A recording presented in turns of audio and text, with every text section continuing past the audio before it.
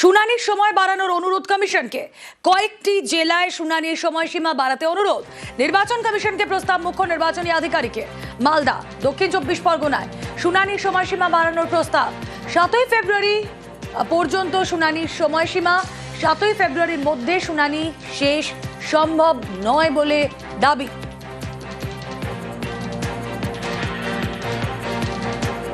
কথা বলবো, সোমরাজ বন্দ্যোপাধ্যায় রয়েছেন সঙ্গে। সোমরাজ, দেখো, মালদা, দক্ষিণ 24 পরগনার মতো জেলাগুলিতে নির্দিষ্ট সময়সীমার মধ্যে শুনানি শেষ করা সম্ভব নয়, তেমনটাই এই জেলাগুলির জেলা শাসকরা প্রস্তাব দিয়েছেন রাজ্যের মুখ্য নির্বাচনী আধিকারিকের দপ্তরে বলে কমিশন সূত্রে খবর, এবং সেই প্রস্তাব জাতীয় নির্বাচন কমিশনকে পাঠানো হচ্ছে। তার কারণ এখনো পর্যন্ত দেখা যাচ্ছে যে 20 লক্ষেরও বেশি ভোটারের শুনানি বাকি রয়েছে, যার মধ্যে বাকি রয়েছে সব থেকে বেশি মালদা এবং দক্ষিণ 24 পরগনা জেলা, বাকি রয়েছে কিছু মুর্শিদাবাদ এবং উত্তর 24 পরগনা জেলাতেও।